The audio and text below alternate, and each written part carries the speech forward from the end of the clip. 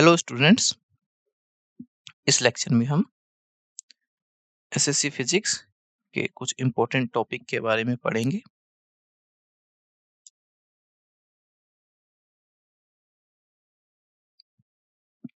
वो टॉपिक जो हम कवर करेंगे वो है फर्स्ट ऑप्टिक्स, जिसमें हम पढ़ेंगे डिफ्रैक्शन एंड इंटरफेरेंस के बारे में, विवर्तन और हस्तक्षेप।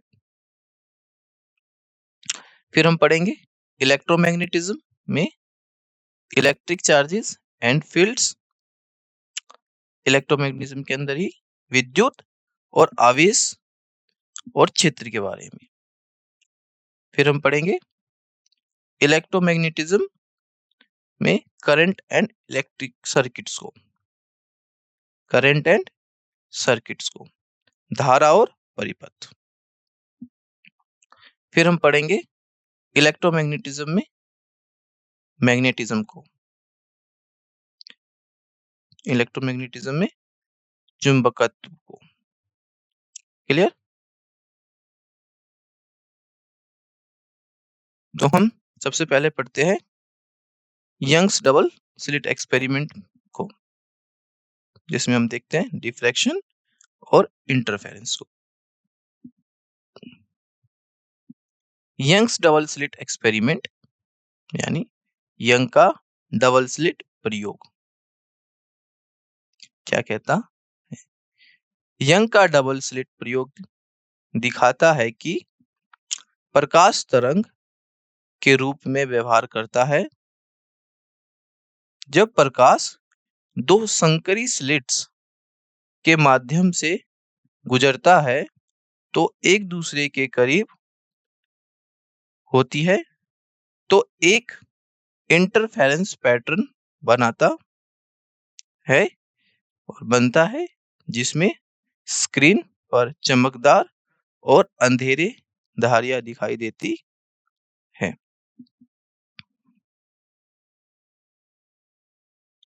दो पैटर्न शो होते हैं, ब्राइट पैटर्न, ब्राइट फ्रिंजेस और dark fringes. Young's double slit experiment में when light passes through two narrow slits close together, it creates an interference pattern of alternated bright and dark bands on a screen. जब light एक narrow slit से पास होती है, ये narrow slits है यहाँ पे S1 और ये S2, तब लाइट एक स्क्रीन पर dark and bright fringes show करती है। इसको ही इंटरफेरेंस पैटर्न कहते हैं। यह एक्सपेरिमेंट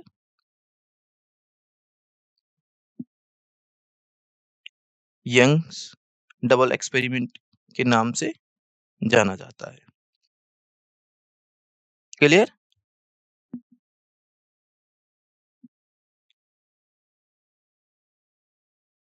जो फ्रिंज सेपरेशन का फॉर्मूला होता है वो delta y is equal to lambda L divided by में डी, ये होता है।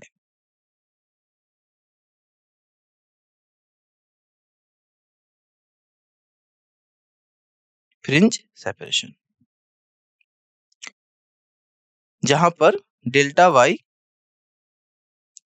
Is the distance between adjacent bright और डार्क फ्रिंजेस। मतलब डेल्टा वाई आसन, उज्ज्वल या अंधेरे फ्रिंजों के बीच की दूरी होती है। क्लियर? कंस्ट्रक्टिव इंटरफेरेंस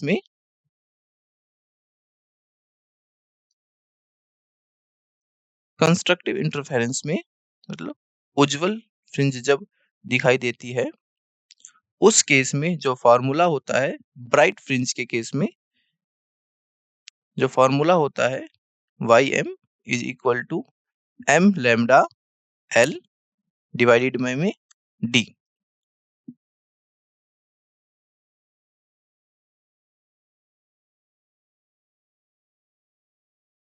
जहां Ym mवें दीप्त फ्रिंज की स्थिति है, जहां m एक पूर्णांक है। तो हमने फॉर्मूले के बारे में पढ़ा, जहां पर Ym is the position of the mth bright fringe and m is an integer। ये कंस्ट्रक्टिव इंटरफेरेंस के केस के लिए है, मतलब उज्ज्वल फ्रिंज के केस के लिए। नेक्स्ट हम देखते हैं इलेक्ट्रोमैग्नेटिज्म में कूलम्स लॉ को। कूलम्स लॉ,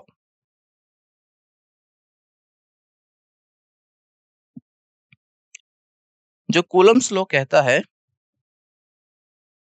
कूलम का नियम।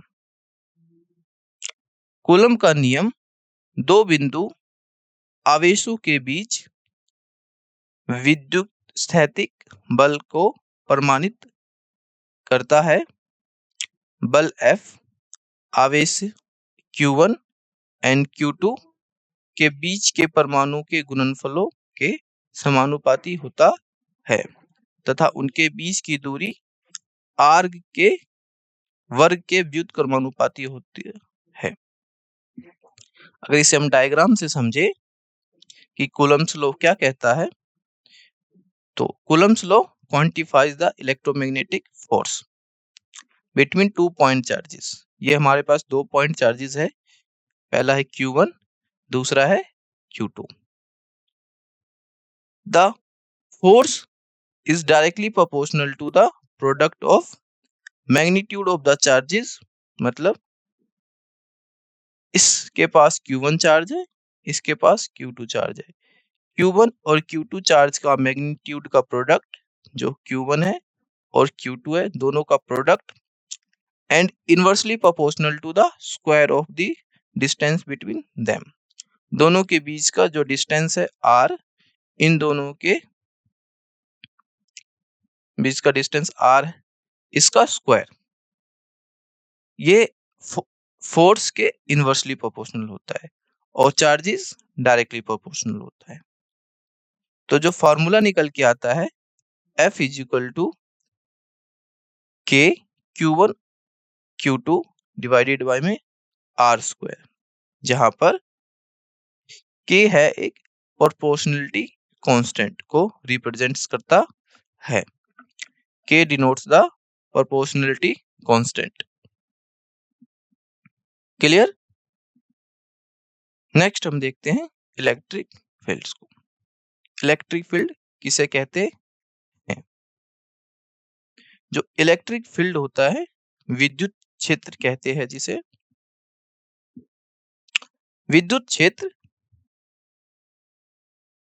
एक ऐसा क्षेत्र है जो चार्ज किए हुए कण या वस्तु के चारों ओर होता है, जहां अन्य चार्ज किए हुए कण या वस्तुएं बल का अनुभव करती हैं। मींस अगर एक ऐसा क्षेत्र या एक ऐसा स्पेस जहां पर जो चार्जेस है वो विद्युत क्षेत्र का अनुभव करे। An electric field is a region or a space around a charged particle or object where the other charged particles or object experience a force. The electric field E is defined as the force experienced, जो force experienced करता है F by a positive test charge Q divided by में the magnitude of the that charge।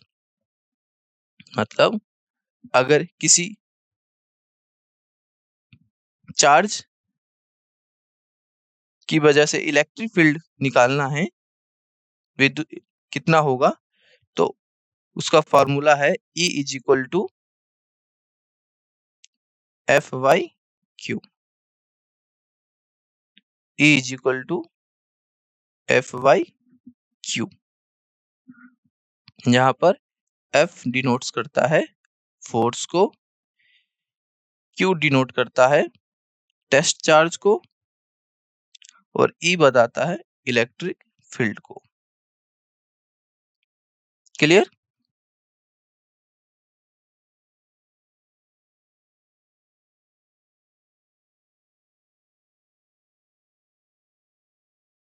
तो हम एक example से समझते हैं विद्युत क्षेत्र को।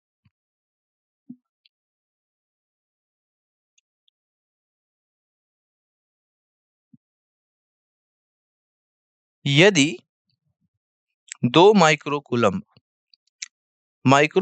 यहाँ पर चार्ज की यूनिट है, इकाई है, का एक परीक्षण आवेश विद्युत क्षेत्र में 10 न्यूटन के बल का अनुभव करता है, तो इलेक्ट्रिक फील्ड कितना होगा? If a test charge of 2 microcoulomb experience a force of 10 Newton in the electric field, then what is the strength of electric field? उस केस में हमें फार्मूला पता है F is equal to E Q और E equal to F by Q. इसका use करके हम calculate करते हैं, जहां पर E इक्वल टू F हमें फोर्स गिवन है 10 न्यूटन और चार्ज गिवन है 2 इंटू 10 की पावर -6 कूलम्ब। तो F डिवाइडेड बाय में Q is equal to E electric field है। क्लियर? तो इसको कैलकुलेट करने के बाद जो फोर्स एक्सपीरियंस होगा वो होगा 5 इंटू 10 की power 6 newton per coulomb. Clear? यहाँ पर newton per coulomb electric field की यूनिट है। हमने देखा था E equal to F by Q होता है, तो F की यूनिट, फोर्स की यूनिट न्यूटन और चार्ज की यूनिट कूलम्ब, तो न्यूटन पर कूलम्ब। क्लियर?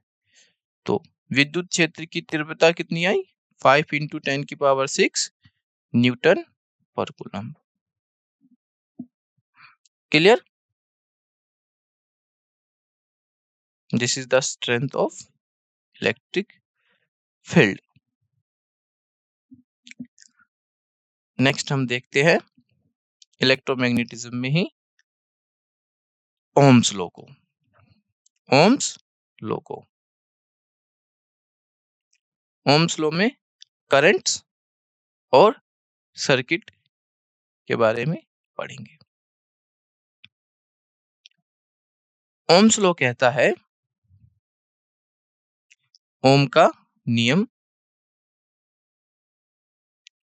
कि एक चालक में वोल्टेज V उसमें माध्यम से प्रवाहित धारा I के समानुपाती होता है और चालक के प्रतिरोध R के व्युत्क्रमानुपाती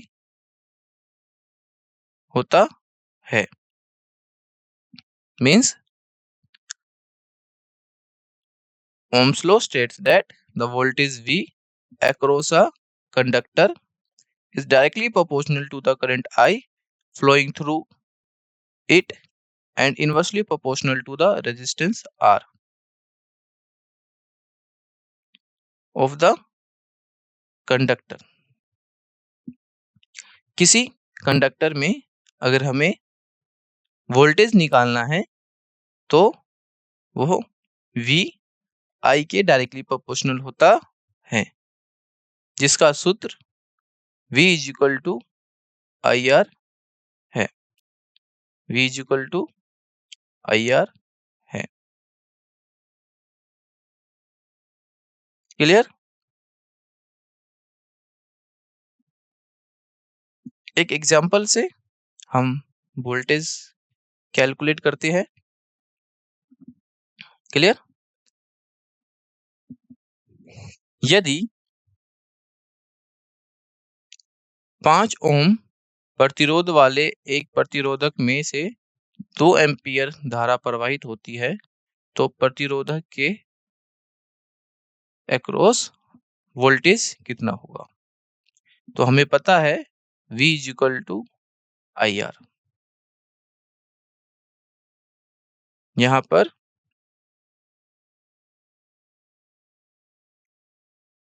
हम वैल्यू पुट कर देंगे। I हमारे पास 2 एम्पियर है और R हमारे पास 5 ओम है। तो वोल्टेज कितना हो जाएगा? 10 वोल्ट। ये हमारे पास उस कंडक्टर के अक्रॉस वोल्टेज आ जाएगा। क्लियर?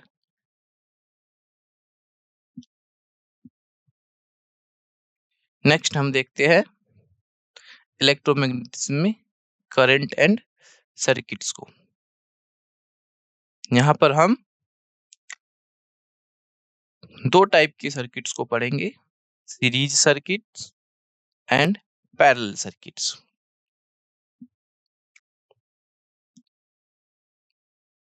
तो पहले हम सीरीज सर्किट्स को देखते हैं। श्रेणी सर्किट।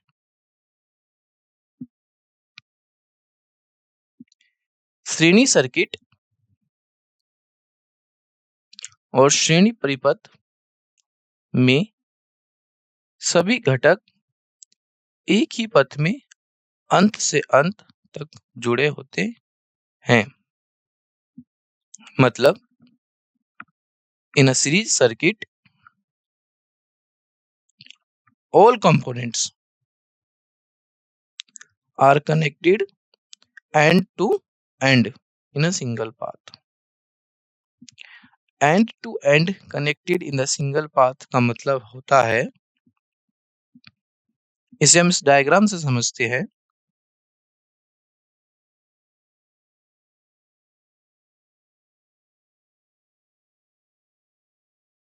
इस सर्किट में 3 रेजिस्टेंस है, R1, R2 एंड R3।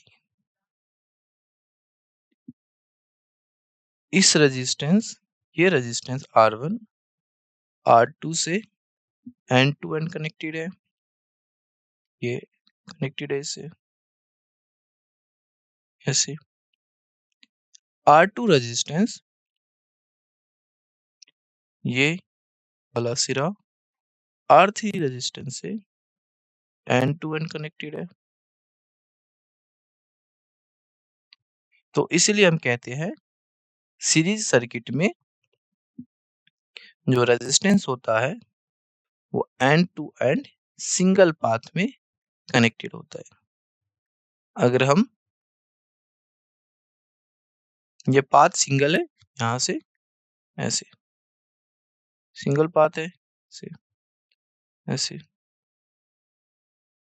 ऐसे सिंगल पाथ में R2R कनेक्टेड होता है। जो टोटल रेजिस्टेंस कैलकुलेट करने का जो फॉर्मूला है, कुल प्रतिरोध कैलकुलेट करने का जो फॉर्मूला है, सूत्र है, वो सीरीज कॉम्बिनेशन या सीरीज सर्किट्स में हम डायरेक्ट जोड़ते हैं। अगर हम इस सर्किट का टोटल रेजिस्टेंस निकालना चाहे, कुल प्रतिरोध निकालना चाहे इस सर्किट में, तो कैसे निकालेंगे?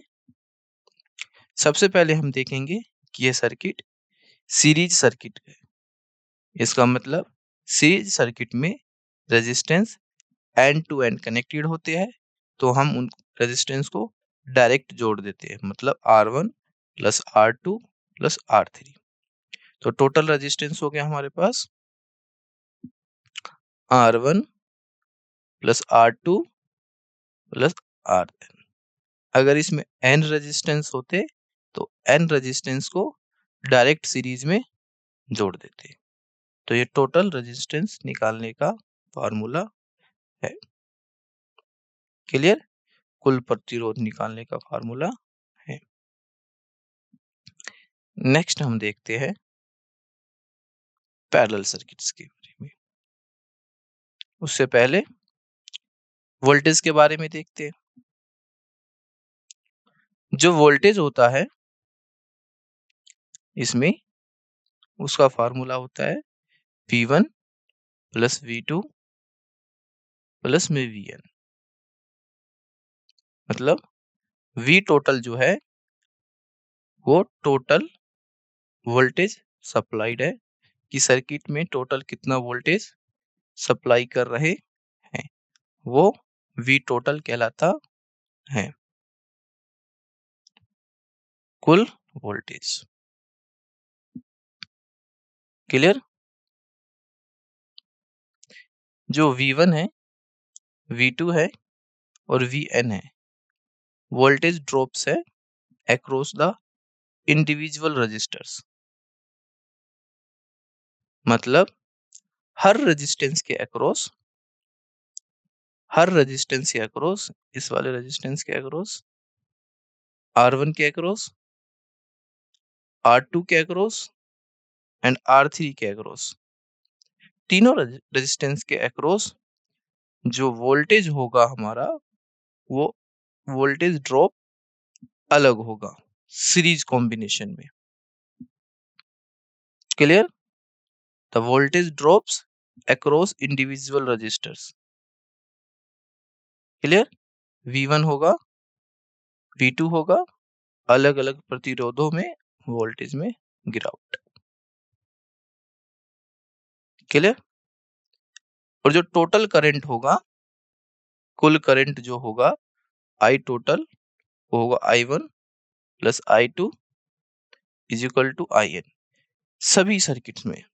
मतलब यहाँ पर भी करंट सेम होगा, यहाँ पर भी करंट सेम होगा, यहाँ पर भी करंट सेम होगा। मतलब ये एंड टू एंड कनेक्टेड है। तो सिंगल पाथ में है, तो करंट कहीं डाइवर्ज नहीं हुआ। तो हम कहेंगे कि सीरीज सर्किट्स में करंट सेम होता है। क्लियर? एग्जाम्पल से समझते हैं। तो एक एग्जाम्पल देखते हैं। उदाहरण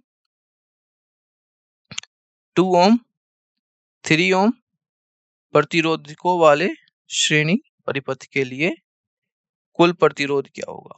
2 ओम 3 ओम अगर हम बात करें तो सीरीज सर्किट में जो रेजिस्टेंस होता है वो डायरेक्ट ऐड हो जाता है। ये 2 ओम है, 2 ओम 3 ओम डायरेक्ट ऐड हो जाता है। तो टोटल रेजिस्टेंस 2 ओम प्लस में 3 ओम, टोटल रेजिस्टेंस टोटल प्रतिरोध 2 ओम प्लस में 3 ohm equal to 5 ohm, equal to 5 ohm. Clear?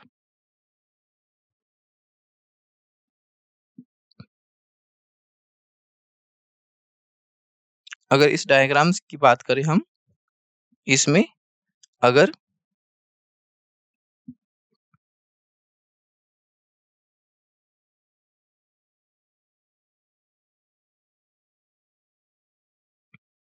R1 की वैल्यू कुछ होगी, R2 की कुछ वैल्यू मान लेते हैं और R3 की कुछ वैल्यू मान लेते हैं। मान लेते हैं R1 की कुछ वैल्यू है 1 ओम, R2 की वैल्यू है 2 ओम। रेजिस्टेंस को ओम में मेजर किया जाता है, इसकी SI यूनिट ओम होती है। और R3 में 3 ओम रेजिस्टेंस है, 1 ओम इसमें है, 2 ओम इसमें एंड 3 ओम इसमें, और ये तीनों सीरीज में कनेक्टेड है। All threes are connected in series combination. Then what will be the total resistance? तब टोटल प्रतिरोध क्या होगा? तो हमें पता है, अभी हमने देखा फॉर्मूला में टोटल रेजिस्टेंस हम डायरेक्ट ऐड कर देंगे R1 plus R2 plus R3। तो R1 की वैल्यू 1 ओम, R2 की वैल्यू 2 ओम, R3 की वैल्यू 3 ओम। तो 1 प्लस 2 3 और 3 6 ओम। तो टोटल रेजिस्टेंस कितना हो गया? 6 ओम। क्लियर? नेक्स्ट हम पढ़ेंगे पैरेलल सर्किट्स के बारे में। पैरेलल सर्किट्स के बारे में, ये सेकंड टाइप का कॉम्बिनेशन ऑफ सर्किट है, पैरेलल सर्किट्स। पैरेलल सर्किट क्या कहता है? इसकी स्टेटमेंट, इन अ पैरेलल सर्किट, और समांतर सर्किट कहते हैं। असमांतर सर्किट में सभी घटक समान दो बिंदुओं से जुड़े होते हैं, जिससे धारा प्रवाह के लिए कई परिपथ या पथ बनते हैं। मतलब एक ऐसा कॉम्बिनेशन जिसमें all components are connected across the same two points creating multiple paths for the current to flow। मतलब एक ऐसा पाथ बनती है जिसमें, जैसे इस डायग्राम में देखें, मल्टीपल पाथ्स है। एक ये है, एक ये है, एक ये है। करंट को फ्लो करने के लिए मल्टीपल पाथ्स है। एक पाथ हमारे पास ये है, क्लियर? एक पाथ हमारे पास ये है, एक पार्ट हमारे पास ये पाथ ये है। तो ऐसे कॉम्बिनेशन को पैरेलल कॉम्बिनेशन कहते हैं। क्लियर? यहाँ पे R1 की वैल्यू 10 ओम है, R2 की वैल्यू 2 ओम है और R3 1 किलो ओम है। ये पैरेलल सर्किट है, एंड टू एंड कनेक्टेड नहीं है, तो इसमें हम रेजिस्टेंस को डायरेक्ट ऐड नहीं कर सकते। इसमें रेजिस्टेंस को डायरेक्ट ऐड करने के लिए जो फॉर्मूला होता है, प्रतिरोध को जो डायरेक्ट ऐड करने के लिए जो फॉर्मूला होता है, 1/R is equal to R1, 1/R1 plus 1/R2 plus में 1/RN, ये होता है। मतलब 1/R1 की वैल्यू अगर हम डालें, कैलकुलेट करें, 1/10 प्लस में 1/2 प्लस में 1/1। तो इस तरीके से हम पैरेलल सर्किट्स में टोटल रेजिस्टेंस, कुल प्रतिरोध को कैलकुलेट करते हैं।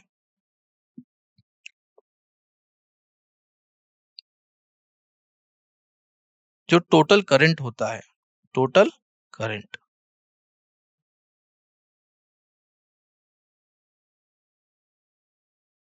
वो क्या होगा? Total current is equal to I1 plus I2 plus में IN।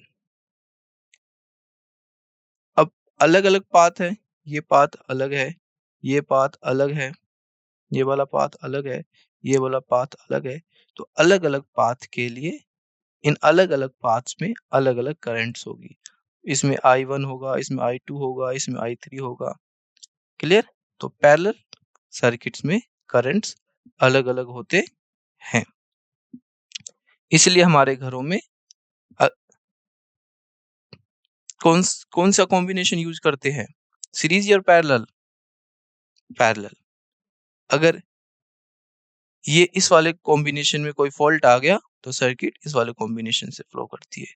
इस वाले कॉम्बिनेशन में कोई फॉल्ट आ गया तो सर्किट इन दोनों में अच्छे से काम करेगी। क्लियर? तो ये पैरेलल कॉम्बिनेशन का फॉर्मूला है, जहां पे कुल विद्युत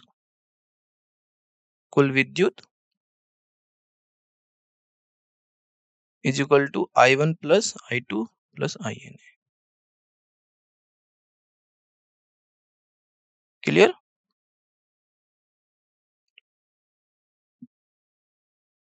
नेक्स्ट हम इसका एक उदाहरण देखते हैं। जो वोल्टेज होती है पैरेलल में, the voltage is same applied all across all components. All path all components के अक्रॉस वोल्टेज सेम होगी, सभी घटकों पर समान वोल्टेज लागू किया जाता है। V1 equal to V2 equal to V1 होगा।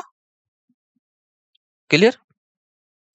एक एग्जांपल की बात करें, for a parallel circuit resistors 4 ohm 6 ohm के हैं, उस केस में कुल प्रतिरोध कितना होगा? हमें पता है कुल प्रतिरोध 1 R total is equal to 1 upon में R total is equal to 1 upon में 4 ओम प्लस में 1 अपॉन में 6 ओम इज इक्वल टू कितना हो जाएगा? इन दोनों का एलसीएम ले लेंगे।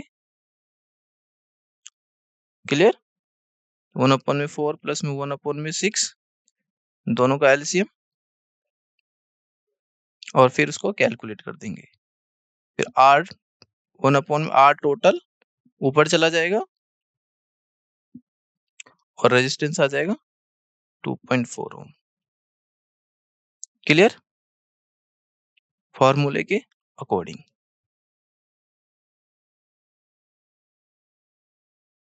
ये ऐसे है, ऐसे। तो इन दोनों का एलसीएम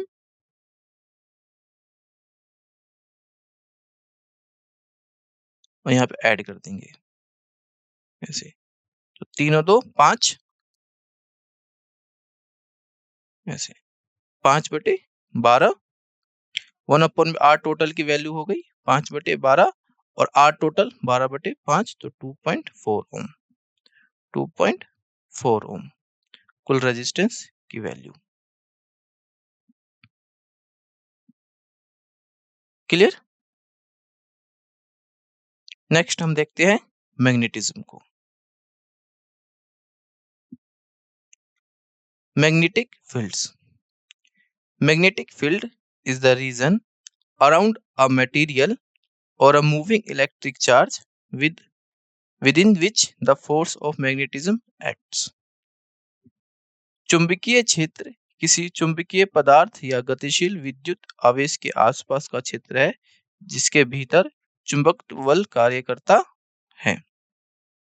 जैसे यह एक वायर है, इसमें से करंट फ्लो कराते हैं, तो यह चुंबकीय क्षेत्र आसपास में बनाता है।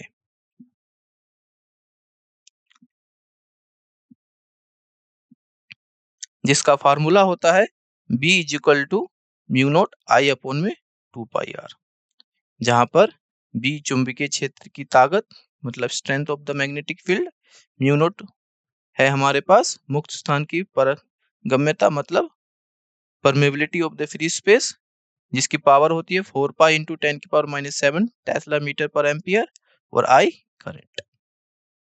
Clear? Magnetic field and solenoid, जिसका फार्मूला होता है B is equal to mu naught NI। B magnetic field and number of turns per unit solenoid and I current। अगर इसको हम एक एग्जांपल से मैग्नेटिक फील्ड निकालना चाहे, 5 एम्पियर धारा वहन करने वाले एक सीधे लंबे तार से 0.1 मीटर की दूरी पर चुंबकीय क्षेत्र है, तो मैग्नेटिक फील्ड कितना होगा? B इज इक्वल टू 0.01 मीटर टेस्ला। फार्मूले में वैल्यू को पुट कर देंगे। क्लियर? नेक्स्ट है फैराडेज लॉज। फैराडेज लॉज क्या कहता है? Faraday's laws of electromagnetic induction states that a change in magnetic flux phi through a loop induces an electromagnetic force EMF epsilon in the loop. The induced EMF is directly proportional to the rate of change of magnetic flux through the loop. Epsilon is equal to minus का t phi upon में dt. विद्युत चुंबकीय प्रेरण और Faraday का नियम कहता है। विद्युत चुंबकीय प्रेरण के नियम में कहा गया है कि एक लूप मध्यम माध्यम से चुंबकीय प्रवाह फाई में परिवर्तन लूप में एक विद्युत शक्ति ईएमएफ प्रेरित करता है। प्रेरित ईएमएफ के माध्यम से चुंबकीय प्रवाह के परिवर्तन की दर के सीधे आनुपातिक है, जिसका formula epsilon is equal to minus का डी फाई अपॉन में dt होता है, जहां फाई इज प्रेरित ईएमएफ, जहां एप्सिलॉन इज प्रेरित ईएमएफ, फाई लूप के माध्यम में चुंबकीय प्रवाह और डी फाई अपॉन में dt चुंबकीय प्रवाह के दर। क्लियर? जिसका फार्मूला है मैग्नेटिक फ्लक्स निकालने के लिए phi is equal to B A cos theta. Phi चुंबकीय प्रवाह, बी चुंबकीय क्षेत्र की ताकत, ए लूप का क्षेत्र और थीटा चुंबकीय क्षेत्र और लूप की सतह के अभिलंब का कोण। Thank you.